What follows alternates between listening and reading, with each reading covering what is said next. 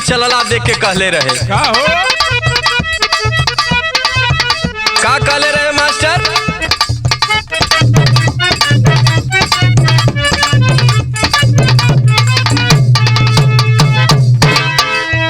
अरे गुजरेल नजरी से जब ते गुजरिया,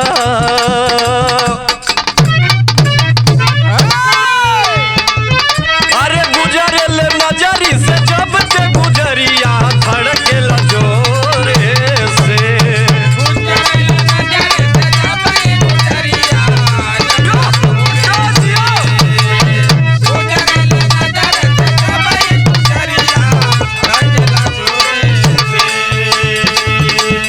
गुजरेल नजरी से जब ते गुजरिया धड़केला जोरे से। अरे ये कहीं को दिल बड़ सीना के भीतरिया, ये कहीं को दिल बड़ सीना के भीतरिया, वो दिल लागल बा तोरे से।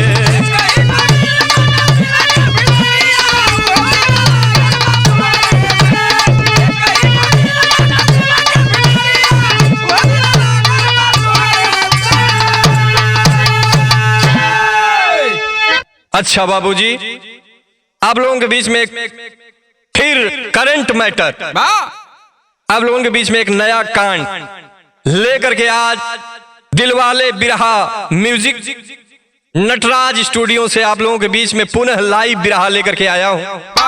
हमें आशा नहीं विश्वास है कि जैसे आप लोगों ने बिरहा को प्यार दिया, हमें प्यार दिया गायक सोहन लाल यादव वाराणसी को, वैसे इस बिरहे को आप लोग प्यार दुलारा आशीर्वाद देंगे। आप लोगों के आशीर्वाद का आकांक्षी हूं। 4 लाइन भूमिका पर गौर करेंगे। कैसन कहानी बा, कहां का कहानी बा।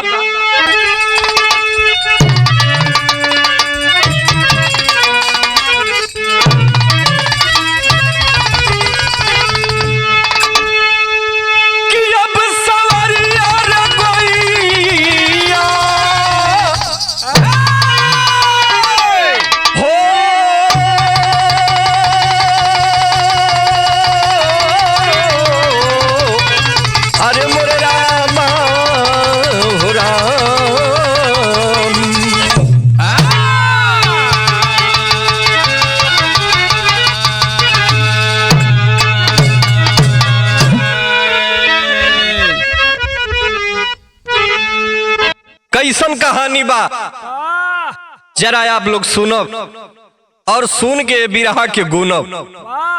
कैसा जमाना है और कैसे जमाने के लोग हैं। 4 लाइन भूमिका पर गौर करो।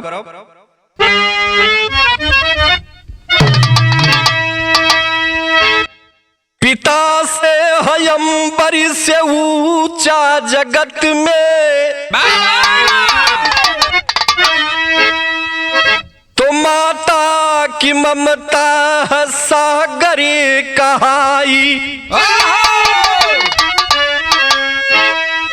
पावन ये रिश्ता कलंकित हो जाता,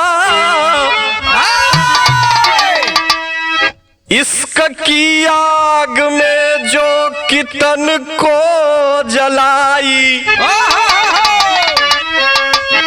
चढ़ती जवानी छलकती है पानी, तो नफरत निगाहें कहर को ढहाती। लाल जी कहते नारी नागिन बनी, अपने हाथों से लूटी है पीऊ की कमाई।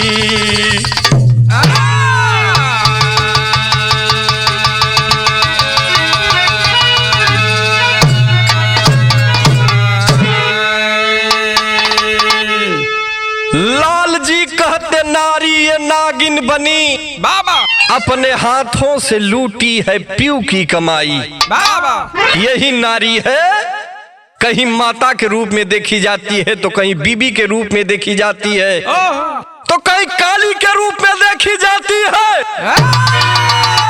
तो कहीं चंडी के रूप में देखी जाती है। नारी एक है लेकिन रूप अलग है। कव्वाली का टुकड़ा लग गई मास्टर।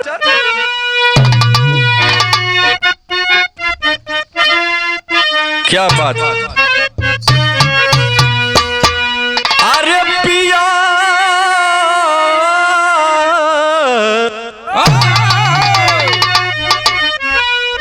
कौन पिया?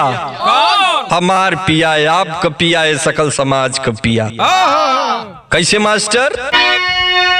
अरे पिया जिसको चाहे सुहागन वही है, पिया जिसको चाहे सुहागन वही है, पिया जिसको चाहे जिया जिया,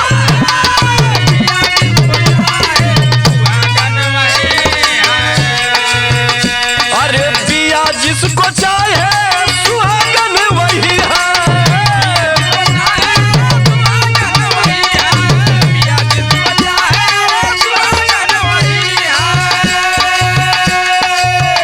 अरे पिया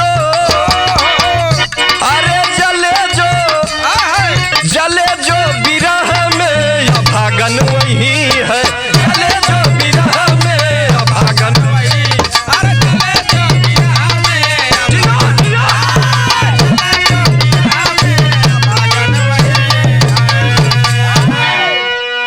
पिया जिसको चाहे सुहागन वही है, चले जो बिरह में अभागन वही है। भाव लिखल गल कैसे मास्टर? अरे सुमन जो, अरे सुमन जो खिलाए वो उपवन वही है।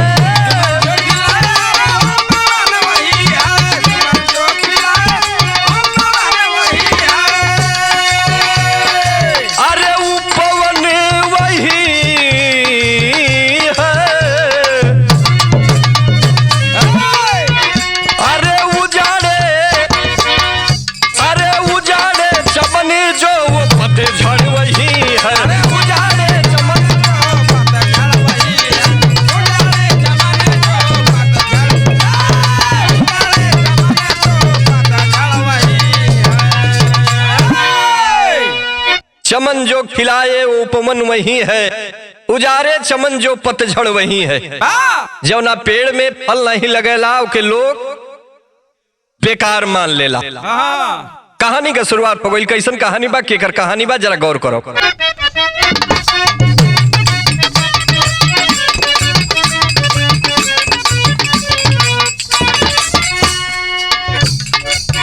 कलेजा कांप जाता,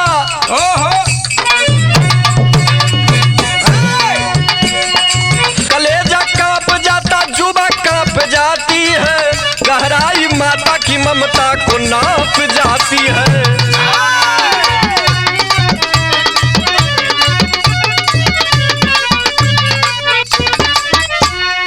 कहानी कहाँ का बा? जिला बिजनौर की लिखी हुई कहानी है, जिला बिजनौर की लिखी हुई कहानी है, किसान राम रूप की लिखी लिखानी है।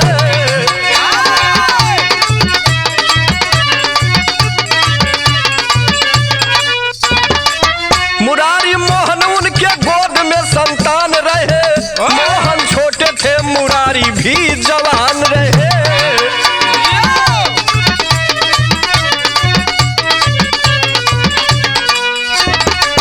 मुरारी साथ में आशा शादी रचाए हैं, मुरारी साथ में आशा शादी रचाए हैं, दुल्हन बना के तब आशा को घर पे लाए हैं।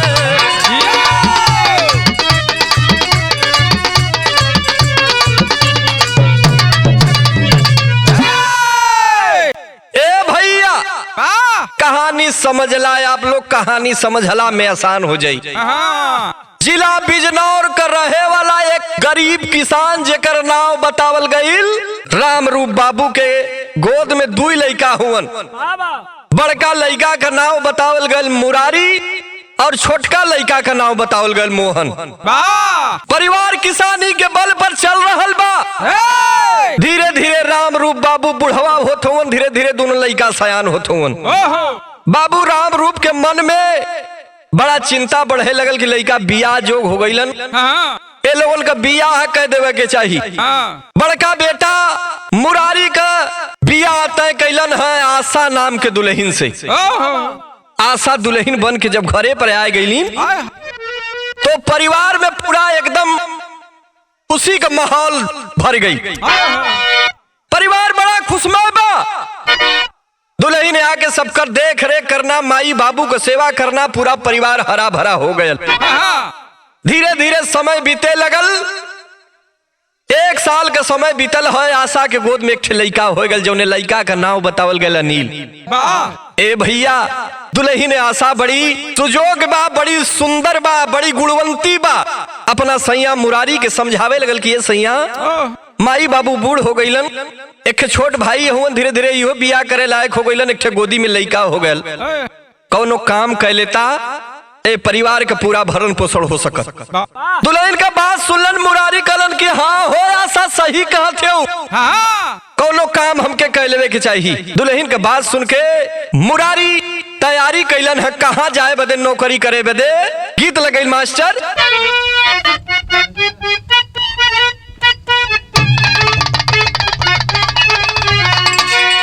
रामदेव उस्ताद एक धुन के गाँव है। कैसे कैसे गाँव है मास्टर? कि पिया परदेसिया न भावाया गनवा,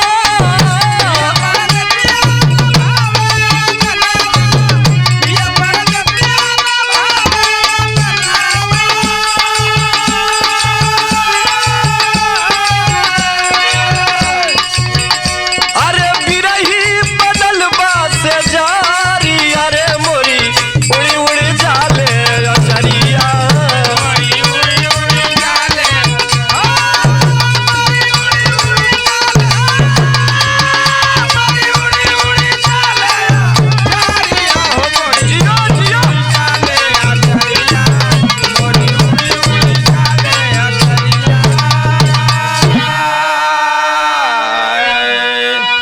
ए भैया हो दुल्हन के बात सुन के मुरारी तैयारी कह दिलन, नौकरी करे के तैयारी कैलन। कैसे कैलन मास्टर?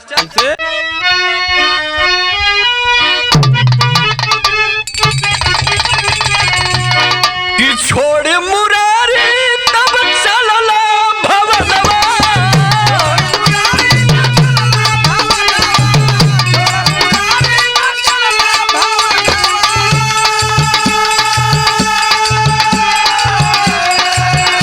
अरे नौकरी का कैल तैयारिया, पहुँचे पाटना के सहरिया।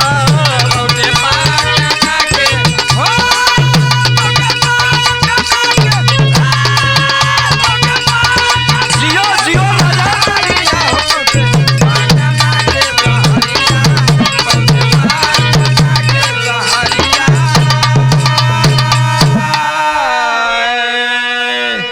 घर से मुरारी बोरिया बिस्तर बांध लेहलन, चल देहलन पटना शहर की ओर। जब पटना शहर में पहुंचल होन, काम खोजत होन कि कोनो काम मिल जाए जोने से हमारा परिवार का भरण पोषण हो सके। गईला है एक कंपनी में, छोटी सी कंपनी में नौकरी पौला है। जब कंपनी में नौकरी पा गईलन तो नौकरी करे लगलन। कैसे करे लगलन? कैसे?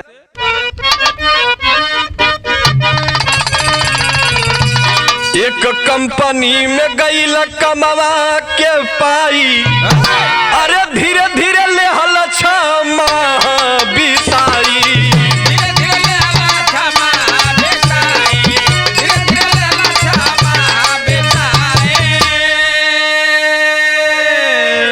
अरे सुधिया में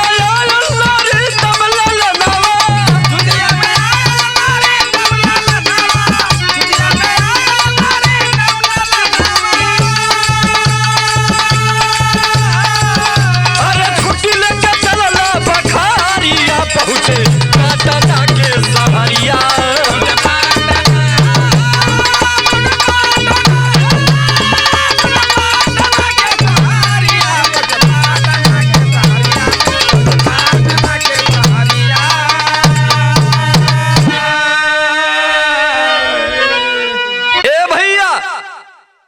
महीना वही पटना के एक छोटी सी कंपनी में नौकरी कैलन है। 6 महीना का समय बीतल, जब बेटवा दुल्हन माई बाबू को चिंता सतावे लगल तो 6 महीना के बाद 8 दिन का छुट्टी लेके पुनः अपने घरे मुरारी आई गईलन। आय के सबकर हाल चाल जनला कुछ पैसा लियाल हो, बाबू के हाथे पर रखला, कहला बाबू है पैसा ला, और ये पैसा से छोटका भैया मोहन का बियाह कह दा। ऐसे कि बियाह करे लायक हो गल हुआ, इनकर बियाह भी कह देना जरूरी बा। राय मिलावत हुआ बाबू से कैसे कैसे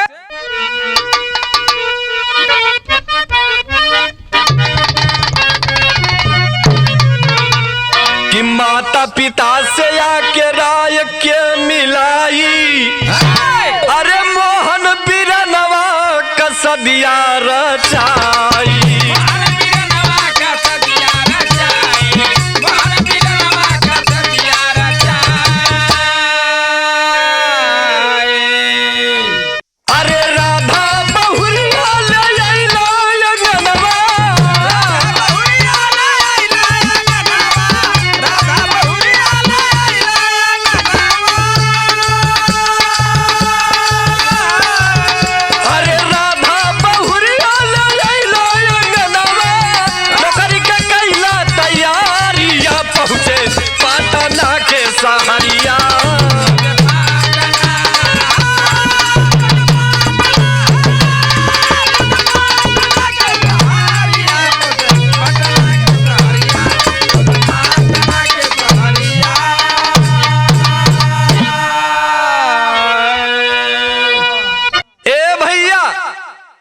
बाबू से राह मिलौला, राह मिला के छोटका भैया मोहन का बियाह राधा नाम का एक लड़की देख के बियाह कह दिलन। परिवार फिर से हंस खेल पड़ल। छोड़ करके पुनः अपने पटना के नौकरी पर बाबू से कहला कि ये बाबूजी पुनः हम जाते अपने काम पर परिवार का देख रेख करिया। ए भैया उधर जाए के अपन मुरारी नौकरी करत हुवन पटना में, बाबू के साथ एक हाथ बटावत हुवन मोहन। परिवार का बड़ा बढ़िया सब व्यवस्था देखत हुवन, खेती बाड़ी सब देख रहल हुवन। ए भैया लेकिन समय बीतत है, भइल का गीत लगे मास्टर।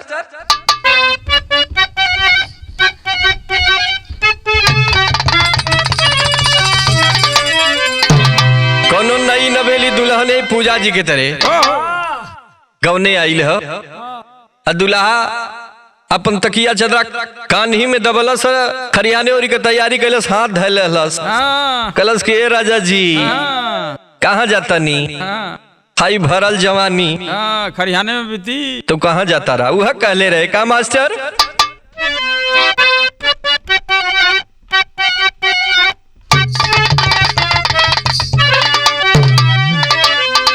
कि सैया जन जा तू सूता दलानी में,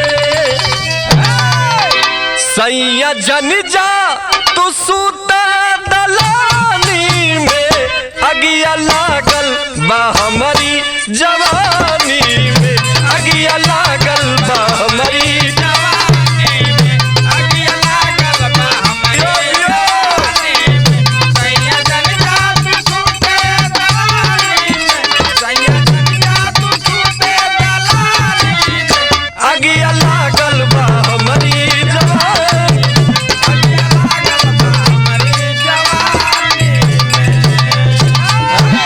हे भैया काम चलत बा, एक दिन भौजैया आशा अपन सर सिंगार कह के घरवे के बहरे निकलल हो, गौवा के एक देवर बा, जौने देवर का नाम बतावल गल विनोद। भौजी के देख के गलस की अरे वाह, अरे वाह वाह रे भौजी वाह, आज तो तहु के भगवान फुर्सते के दिन बनौले हुए, लेकिन हई जब मैं जवानी जियान करत है भैया परदेश जाए के कमात हुए, तू घरे में बोड़ा तोरत हो। हाँ वह कहले रहे का कहे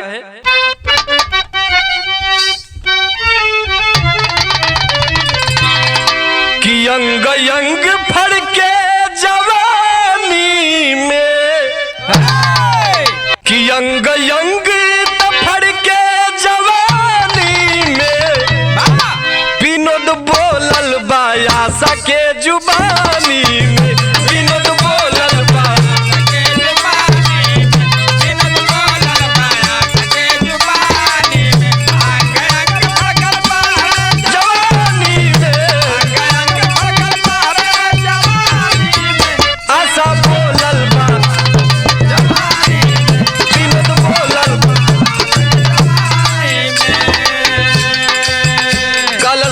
भौजी हई जवानी ये जौन तो भार जना थे काहे नहीं देवर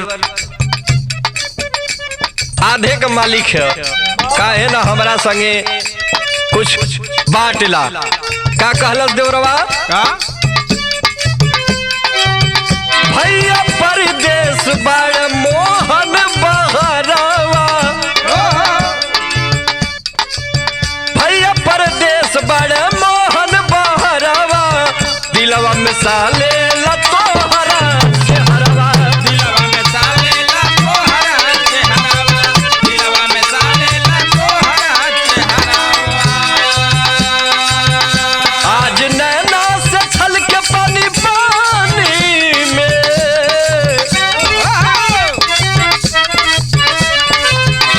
आज नैना से छल के पानी पानी में विनोद बोलल पाया सके जुबानी में विनोद बोलल पाया सके जुबानी में विनोद बोलल पाया सके जुबानी में कल से भौजी हो काहे ई जवानी जियान करत है ओहो अरे ई देवरों का आधा होला काहे ना बटवा ले तू हां कलस की जा का फालतू बतिया वाला न फासक बतिया वाला अरे जाए अपन काम करा भाई हां तो से ना सफरी जाए के ओई गोड़िया बाप गिर गल कलस से भौजी हां सफराई ले हमहू बड़ा दिन से तोहरा फेरे में पड़ल है हां आज मौके से भेटाइल हो काहे ना हमरो मर रख ले तू हाय हाय ए भैया हां भैया जैसा रोगिया भावे तैसा बैद बतावा उधर मुरारी जाके पटना में नौकरी करत हुआ इधर भौजाई का एकदम चढ़ल जवानी बा बारे विजयी चढ़ल जवानी बा कलश के अच्छा ठीक बा चला समय आई तो देख ले हल जाई ए भैया दोनों जने का आपस में खिचड़ी पके लगल जब मन करे डहरी में जब मन करे रहरी में जब मन करे मड़ई में अपन मजा मार ले हां ए भैया ये बतिया का शोर पूरा घर में हो गयल मोहन के भी पता हो गयल कि हई विनोदवा जौन बगलिया में कबा हमारा भौजैया से रोज मिलेला बात बड़ा नागवार लगल कि अरे ई बगल का भाई लगेला लेकिन हमारा घरे में तरघात करत है ई बर्दाश्त के बहरे हो भौजी के समझावत हन कि ये भौजी मान जाए ऐसा मत करा नहीं परिवार कई जोन लोग लाज बाई सारा खत्म हो जाई लोग हे दृष्टि से देखे लगी लेकिन ना मल्ली जब ऐसा ना मल्ली हाँ भैया मुरारी के एक दिन मोहन फोन लगौले कल भैया ये आशा भौजी का चाल ढाल ठीक नहीं तनी आके इनके समझा दा का कल हाँ विदेशिया लगत है मास्टर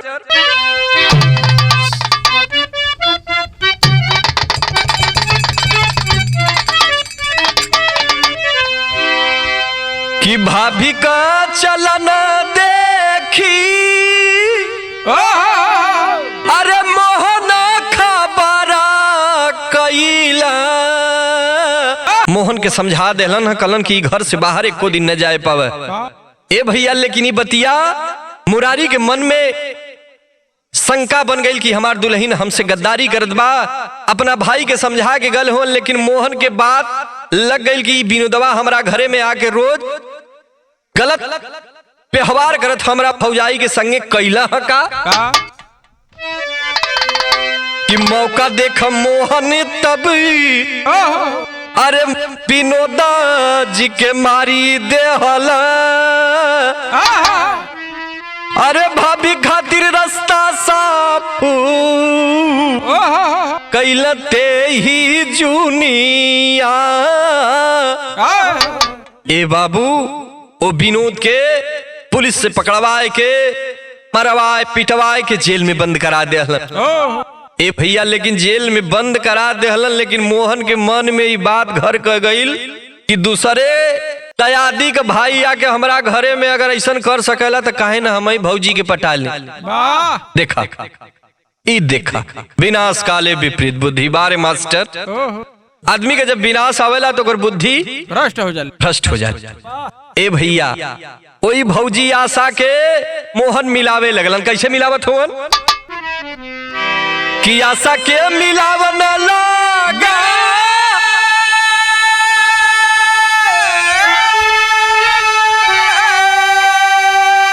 ए भैया मोहन ते ही जुनिया हो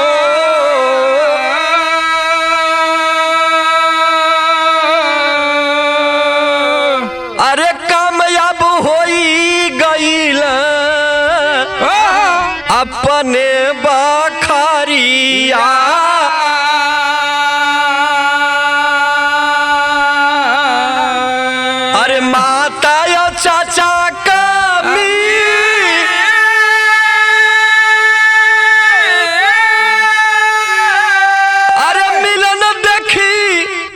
अनिल बाबुआ हो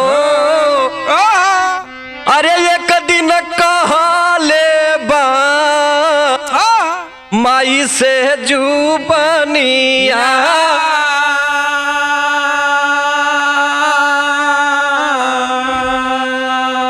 ए भैया विरोध के रास्ता से मोहन हटा देला लेकिन आपन प्रेम जाल अपना भौजाई से जोड़ लेला। रोज के काम बा जब मौका मिलत है तब भौजी से अपन प्रेम प्रसंग चलत है। एक दिन वह 10 साल का लड़का अनिल कुमार जो बड़े भाई का लड़का है, भतीजा है, एक दिन आलिंगनबद्ध चाचा और मातारी के देख के अपना माई से कलश के रे माई बाबू आज घर ना हुवन तू चाचा के संगे सुतेली ऐसन काहे करेलू। अरे बाप रे बाप यह बतिया तो जहर हो गई हो। आवाज हो गई सोचने पर आवाज हो गई कि अरे बाप रे बाप आज हमसे कालस काल सैया नौकरी से उनसे कह दे तो बतिया जहर हो जाई। सबसे कह दे पूरे परिवार से कह दे तो हल्ला हो जाई और हल्ला हो जाई तो हमन का पर्दाफाश हो जाई। ए भैया राय मिलावे लगल मोहन से कि आखिर अनिल हमहन के देख ले हो अगर वो आज केहू से मिल जाई तो सबसे कहे नहीं कोनो रास्ता निकाला कि अनिल के रास्ते से हटा दे हल जा।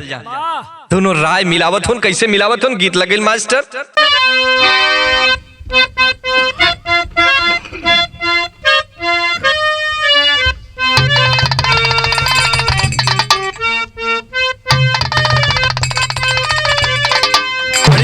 गीत बा माता बहिन लोग पावन महीना नवरात्र के महीना में झुंड बनाए के सारा मंदिर रोड रोड यह गावेली का गावेली मास्टर कि निबिया का डारी जानी कटिहाए बाबा निबिया चिरैयन का बसेर हो। ए भैया लेकिन दोनों प्रेमी आपस में बात करके गणासा टेक तैयार कैले होन कि आज समझा के बेटा का खात्मा कर देवे के। अरे बाप रे बाप जौना गोदी में अपना बेटा के मिस पिया के आज 10 साल का कैले है ये भैया हो हाथ में गणासा लेके वो बेटवा के काटे के तैयारी करत हैं कैसे।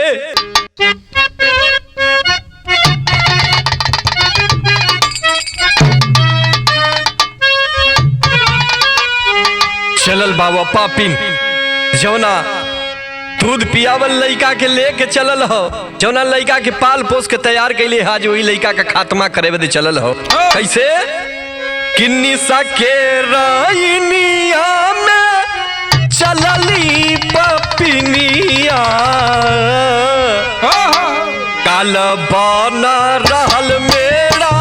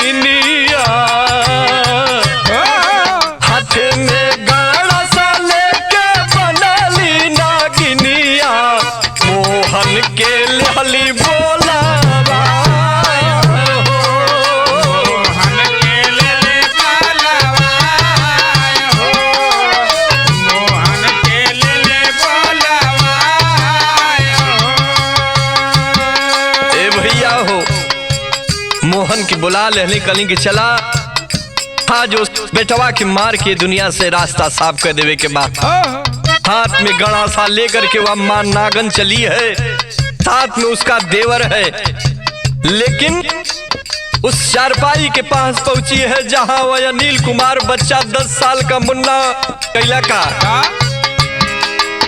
हाथ पावा बनी देहला बनाला का सैया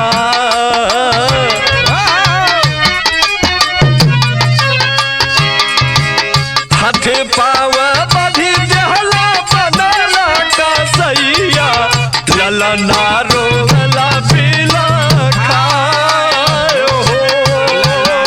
रोवेला बेला खाए हो, ललना रोवेला बेला खाए हो। हाथा पावा पानी जहला बनला कसैया, हाथा पावा पानी जहला बनला कसैया, ललना रोवेला पीला खाए हो। ललना रोवेला बेला खाए हो। भाई उसी चारपाई में जिस चारपाई पर वो बच्चा सोया था, उसी चारपाई पर गतर गतर बांधना शुरू कर दिए। हाथ में गड़ा सा लेकर के वो माँ खड़ी है। बेटा भाई हालात देखलस तो कलस किए माई हमके काहे मारा तारू, हम कोई से ना कहबे माई, लेकिन हमार जान छोड़दा हो। लेकिन ए भैया दोनों के सीने में दर्द नहीं बा, एकदम हाथ में कटारी लेके चमका रही है वो नागन महतारी। लेकिन ये भैया जब ये कहू ना सुनलस तो लड़का रो के एक बात और कहलस। का कहलस कि दूधावा पिया के आज बनालू नगिनिया,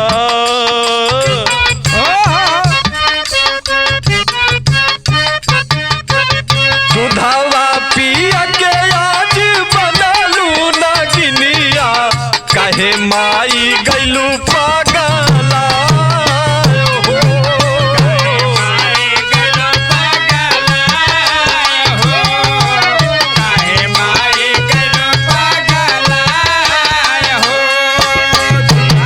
पिया के आज बनालू नागिनिया,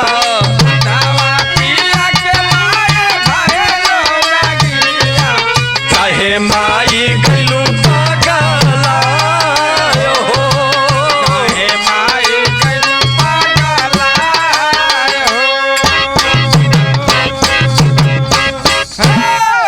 ए भैया वह बच्चा रोता रह गया कि हे माई जौने हाथे से हमके दूध पियलू, जौने हाथ से अब तक तेल लगाए के आज हम 10 साल के हो गए हे माई, लेकिन वही हाथे हमार गर्दन काहे काटत है रे माई, हमके माफ कर दाम केहू से ना कह। लेकिन ए भैया उनके सीना में जरा सा दर्द नहीं बा। चमकाती हुई कटारी वह नागन महतारी अपने बेटे के गर्दन पर चला देती है। ए भैया जो वही कटारी गर्दन पर पहुंचल है, ए बाबू इधर से मुड़ी अलग हो गई, मुड़ी अलग हो करके जा करके छटक करके एक तरफ डगराने लगी है बाबू। लेकिन उस माँ पापिन माँ के दिल में जरा सा भी दर्द नहीं है। शरीर को उस लाश को लेकर के खींच करके लेकर के घर में जा रही है। कुछ समय कवि की कलम रुक जाती है। टेरी का भाव है मास्टर।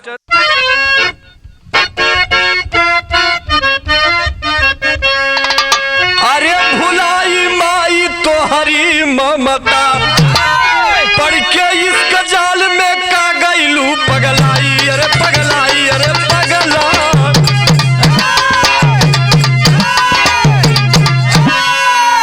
पढ़ के इस जाल में का गईलू पगलाई, भुलाई माई माँ का ममता।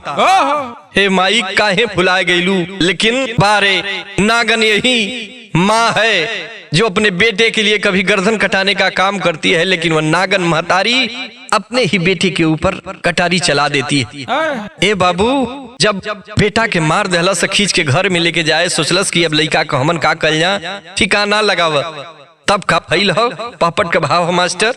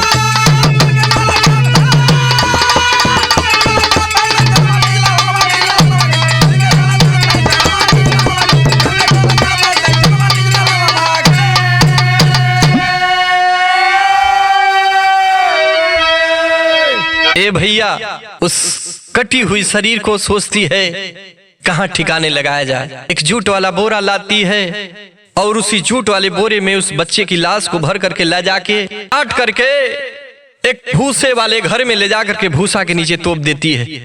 समय नहीं मिलल, भोर का टाइम रहल, धीरे धीरे समय बीत गल, लोग जागे लगल तो सोचली कि भूसा वाले घर में छुपा दें, रात का समय हुई तो लड़का का ले जाके कहीं हमन ठिकाना लगा देवल जाई। ए भैया लेकिन संजोग देखा, वही दिन मुरारी सोचला है कि चलिए अपना घरे, बड़ा दिन हो गल, तनी हाल चाल कैले आई, लड़का का हाल चाल ले ले आई। संजोग बस शाम होए वाला है, वही समय मुरारी बिना बतौला घरे आ गई। मुरारी जब वही घरे अइलन, सारा परिवार से मिलल हुवन, लड़का नहीं देखात बा। आशा से पूछल, कहला रे आशा, सब तो देखात बा, पूरा परिवार देखात बा, लेकिन हमार बेटुआ नहीं देखात बा रे। वह मतारी, वह नागिन मतारी कहती है कि सैया तोहार मुन्नमा, तोहार बबुआ तुह बड़ा याद करत रहल है, 4 दिन भयल अपना ननियौरा चला गल है, आप खा के सुता, काल सवेरे को बुलवाए ले। ए भैया लेकिन बार बार बेटा देखाए असगुन होएला तो आगम लोगन के जना जाला। बार बार पिता मुरारी अपने बेटे को याद कर रहे हैं, कहते हैं कि अरे आशा उतना दिन तो दूरे रहली, लेकिन मन लग जात रहल बेटवा बदे, लेकिन अइला के बाद आज मन हमार ना लगत है, कहाँ हमार बेटा बा, कब हम देख लें। ए भैया वह आशा समझा रही है कि सैया आप खाए ला, आराम से सुता, सवेरे में ओके हम बुलवाए ले। ए बाबू जब वही 2 कवर खैला है, पेट कहाँ मानत बा, लड़का का जुदाई दर्द भरत बा, पेट ना भरल चाहत है, लेकिन वह दुल्हन खिला पिला करके जो वही चादर तान करके सोने जाते हैं, वही समय भयल का अल्लाह का भाव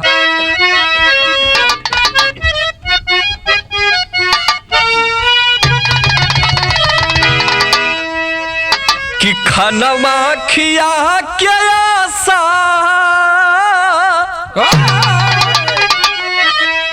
अरे खाना खिया क्या आशा, अरे वही मुरारी के सुतवली भैया,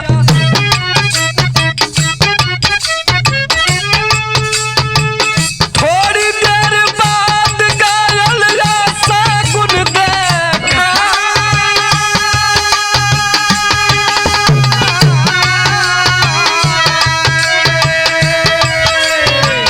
हाथवा से काला नागी गिरल चार पैया भैया,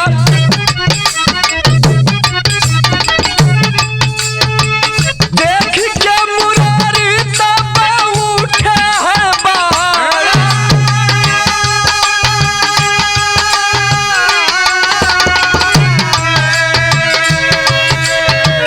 काला नाग जाके वही घर में घुसी गईला भैया,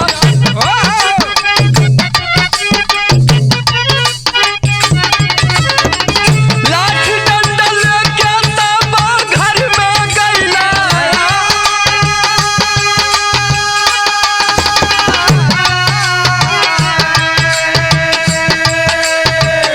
भूसवा के तारी तारी देखत न जुनिया भैया,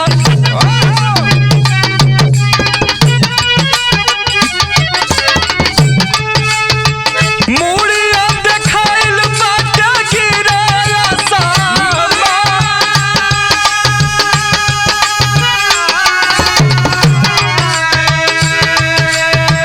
बाबू का करे जावा मुँह ये में आई गईला पंचो,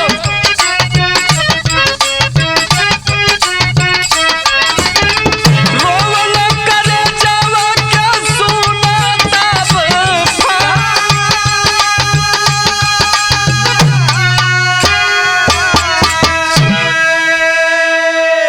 ए भैया हो, वो ठाट से काला नाग वही मुरारी के चारपाई चद्दर के ऊपर गिरल है, हड़बड़ा के उठल है। मुरारी कहल रे सांप कहाँ से आ गए भैया, लेकिन उस सांप वहां से उठल तो वही घर में चल गल, जौना भूसा वाले घर में, वही भूसा वाले घर में डंडा लेके पीछे पीछे मुरारी मोहन सब हलल बा। वो दोनों रोकत में कल रुका रुका बहर में रहा, हम देखत है, लेकिन टार्च लेके वही भूसा वाले घर में हलल हुन। ए भैया वही डंडा से भूसा के टारत हुन, तने में बाबू ओ अबोध बालक का मुड़ी वही डंडवा से टराए गल हो। देख करके करेजा फट गल मुरारी का कलन किया। रे पापन तूने मेरे साथ ऐसा क्यों किया? मेरे बच्चे को तूने बताया कि ननिहाल में चला गया है। रे पापिन ये कौन है? ए भैया इतना तो दोनों मिलन से कहत हो, लेकिन इतने में वो दोनों पापी सोचत हो कि आखिर हल्ला मचाइए, लोग अगल बगल का जान जाइए। वही भूसा में गिरा के मुरारी के मुड़ी चापे लगल।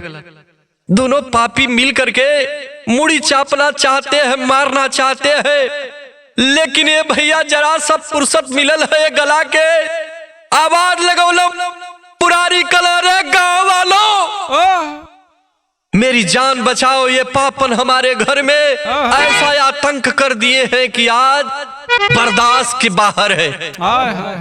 ए भैया इतना खबर इतना यवजिया बाहर गई है, पूरा गांव का लोग भड़बड़ बड़बड़ मुरारी मोहन के करीब पहुंचला है। देखत हुन कि मुरारी लोटल हुन, दोनों पापी उनके गला के ऊपर सवार हुन।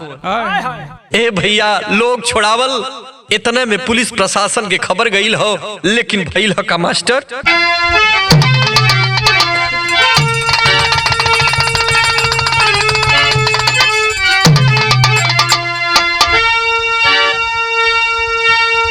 छुटल हुन, हर के बाहर आल हुन। मुरारी रोवत हुन, लोगन के बीच में रो करके एक बात कह रहे हैं। क्या कह रहे हैं मास्टर?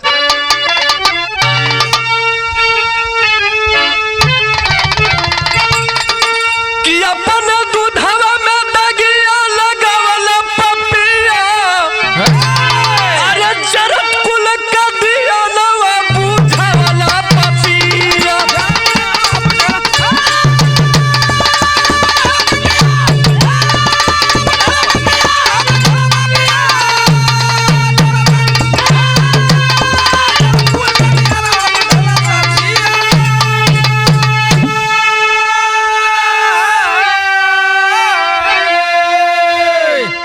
पुलिस प्रशासन आती है, रो करके कहते हैं कि कौन दौलत चाहतल, कौन धन दौलत चाहत रहल कि हमरे एक ही एक कुल खानदान का चिराग रहल वो के बुझा देला। ए भैया रोवत हुन, अपने लइकवा का लसिया लेके कैसे रोवत हुन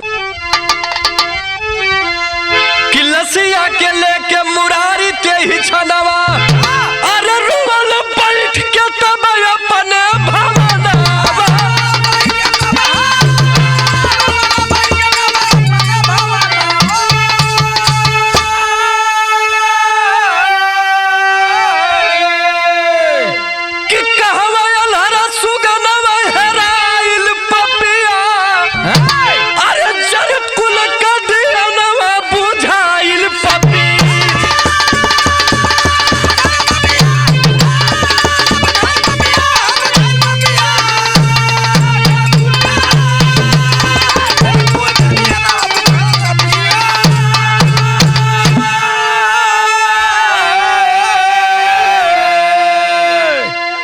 पुलिस पकड़लस, ले जाए के 4 डंडा मरलस हुई जेल में। तारी बात बतावे लगलन कि साहब ऐसा ऐसा रहल मन के बीच में, लइका देख लेहलस, आज वही के कारण हम अपने लइका के मार देहली। ए भैया मुरारी अपने माई बाबू के लेके अपन दिन काटत हुन, लइका का अंतिम दाह संस्कार कैलन है। वो दोनों जाए के वही जेल खाने में चकरी डोलावत हुन। ये हमार कहानी रहल। आखिरी लाइन गुरु घराने का।